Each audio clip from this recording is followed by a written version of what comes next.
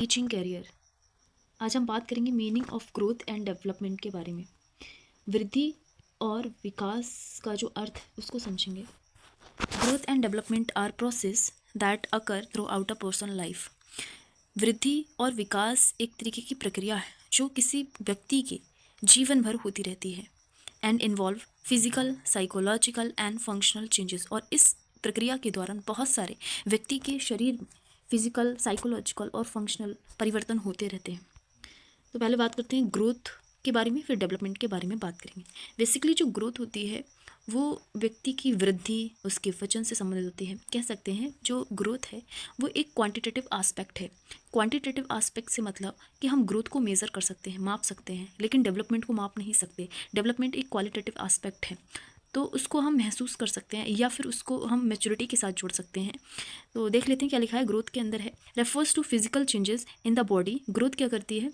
Growth एक तरीके की फिजिकल चेंजेस है, भौतिक परिवर्तन है शरीर के अंदर। Such as increase in height and wait.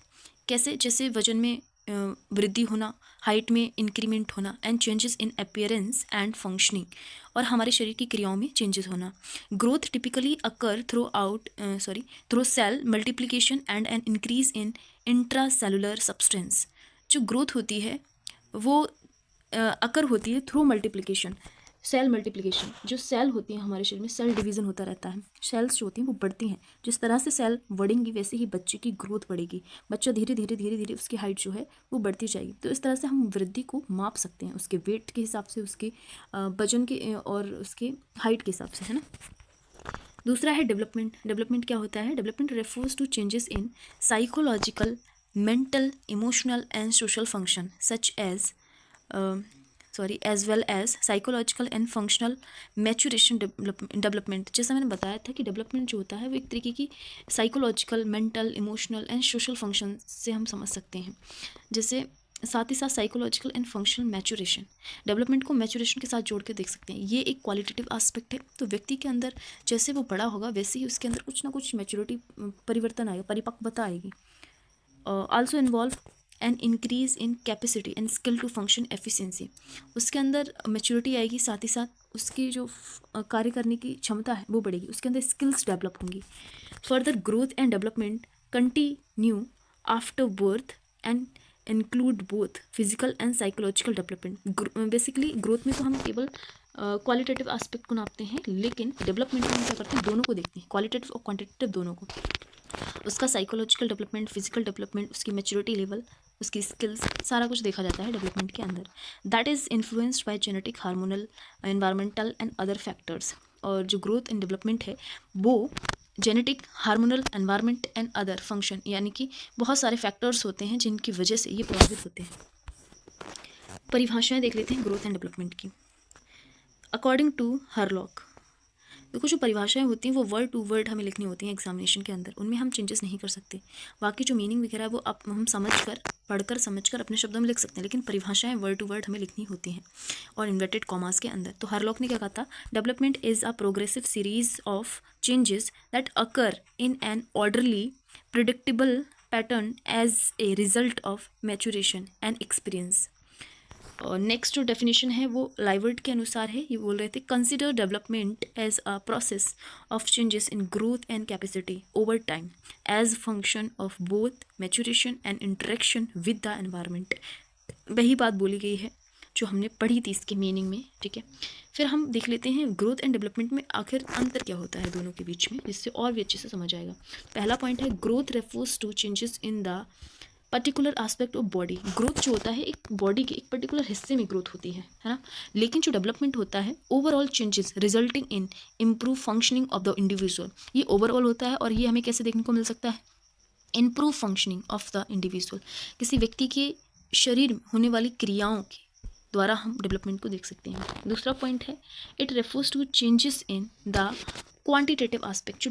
जो ग्रोथ है वो क्वांटिटेटिव एस्पेक्ट है, उसको हम मेजर कर सकते हैं। लेकिन जो डेवलपमेंट है, it refers to changes in the qualitative aspect. ये क्वालिटेटिव एस्पेक्ट्स होते हैं, ठीक है। थर्ड पॉइंट लिखा है, growth does not continue throughout life, it stop with the attainment of maturity. जो ग्रोथ होती है वो लाइफ टाइम कंटिन्यूस नहीं रहती, ठीक है। एक टाइम के बाद ये रुक जाती है, ठीक है। लेकिन जो डेवलपमेंट होता है it refers a continuous process, it does not and with the attainment of maturity. Maturity आने के बाद भी ये नहीं रुकती, डेवलपमेंट जो है वो कंटिन्यूस प्रोसेस और लाइफ टाइम तक होता है। फोर्थ पॉइंट है growth is narrow in its meaning and it is only one of the aspect of development process. जो ग्रोथ होती है वो नैरो टर्म है और ये डेवलपमेंट के अंदर ही हम इसको काउंट कर सकते हैं, ठीक है। डेवलपमेंट का आस्पेक्ट के रूप में हम इसे देख सकते हैं ग्रोथ को, लेकिन जो डेवलपमेंट है ये एक वाइडर टर्म है, कॉम्प्रिहेंसिव टर्म है। Growth is one of its aspect, growth इसका हिस्सा है डेवलपमेंट, है ना। फिफ्थ पॉइंट है ग्रोथ मे और may not bring development. Growth जो है वो मे और मे नॉट ब्रिंग डेवलपमेंट, लेकिन development is a possible without growth. Development जो है बिना ग्रोथ के हो सकता है, लेकिन जो ग्रोथ होती है बिना डेवलपमेंट के हो भी सकती है और नहीं भी हो सकती है। सिक्स पॉइंट है the changes produced by growth are observable and can be quantified. जो ग्रोथ होती है वो हमें दिखती है कि ग्रोथ हो रही है किसी बच्चे में, इसको हम काउंट कर सकते हैं, ये क्वांटिफाइड होती है। लेकिन जो डेवलपमेंट होता है the changes produced by development are not observable, ये ऑब्जर्वेबल नहीं होते और इसको हम क्वांटिफाइड भी नहीं कर सकते। सेवन्थ पॉइंट है growth is physical and external in nature. जो ग्रोथ होती है वो क्या होती है, फिजिकल होती है और एक्सटर्नल इन नेचर होती है, वो हमें दिखाई देती है कि किसी बच्चे में कितनी ग्रोथ हो रही है। लेकिन development is internal and can B physical, social, emotional, intellectual etcetera. जो डेवलपमेंट होता है वो इंटरनल क्वालिटीज़ होती हैं, ठीक है। 8 पॉइंट है ग्रोथ इज स्ट्रक्चरल। ग्रोथ जो वृद्धि जो है वो संरचनात्मक है, लेकिन डेवलपमेंट इज फंक्शनल, ये कार्यात्मक होता है। फिर हैं factor affecting growth and development.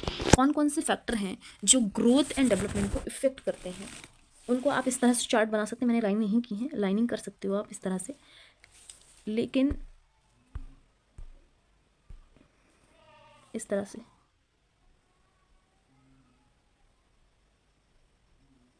है ना। तो कई सारे फैक्टर हैं, इनमें है heredity, environment, sex, health and exercise, food, nutrition, hormones, love and affection, family, socio economic status.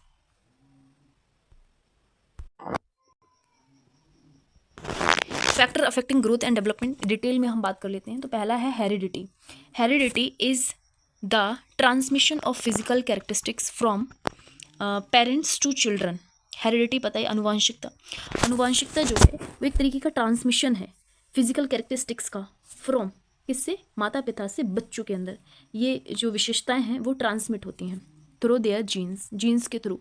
It influence all aspect of physical appearance such as height, weight, body structure, and the color of the eye, the texture of the hair, and intelligence and aptitudes।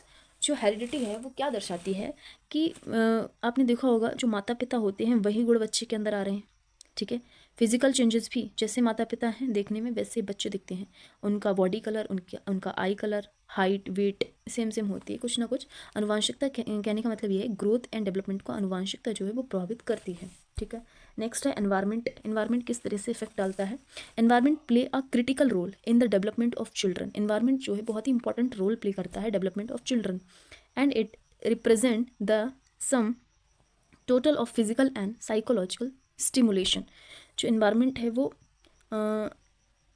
Physical and psychological stimulation जो है वो represent करता है। The child receive some of the environmental factor influence early childhood.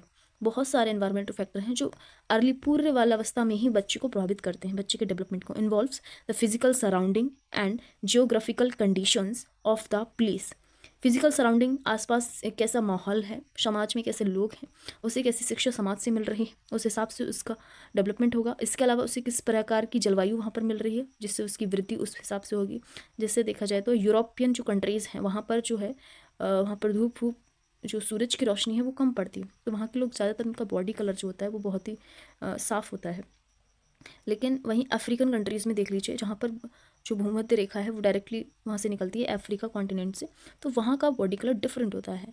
तो कहने का मतलब है जो जोग्राफिकल कंडीशंस होती हैं वो वृद्धि और विकास पर असर डालती हैं, ठीक है। The child lives in as well his social environment and relationship with family and peer. उसका किस तरह से रिलेशनशिप है फैमिली के साथ, उसके पीयर ग्रुप्स के साथ, समाज के लोगों के साथ, उस तरह की चीज़ें वो सीखता है, उस तरह के गुण अपने अंदर अपनाता है। नेक्स्ट है sex. The sex of the child, another major factor affecting the physical growth and development of a child. Boys and girl grow in different ways, especially nearing puberty. Boys tend to be taller and physically stronger than girl. However, girl tend to mature faster during adolescence. जो sex होती है वो भी बच्चों को प्रभावित करती है. ठीक है, अगर हम बात करें जो बॉयज़ होते हैं वो जैसे जैसे बड़े होते जाते हैं वैसे वैसे स्ट्रॉन्गर होते जाते हैं, और गर्ल जो होती हैं वो समय से पहले ही मैच्योर हो जाती हैं. वॉइस से पहले मैच्योरिटी जो है वो गर्ल्स के अंदर आती है. नेक्स्ट है एक्सरसाइज एंड हेल्थ. एक्सरसाइज और हेल्थ भी डेवलपमेंट या ग्रोथ को इफेक्ट करती है. Exercise keep them healthy and fits of diseases bye strengthening the immune system, specially if they play outside. बच्चे जितना ज़्यादा खेलेंगे उतना ज़्यादा एक्टिव रहेंगे, और जितना ज़्यादा एक्सरसाइज करेंगे उतना स्ट्रॉन्ग रहेंगे, बीमारियों से दूर रहेंगे. तो ये भी ग्रोथ एंड डेवलपमेंट को प्रभावित करता है, ये भी एक फैक्टर है. नेक्स्ट है न्यूट्रिशन.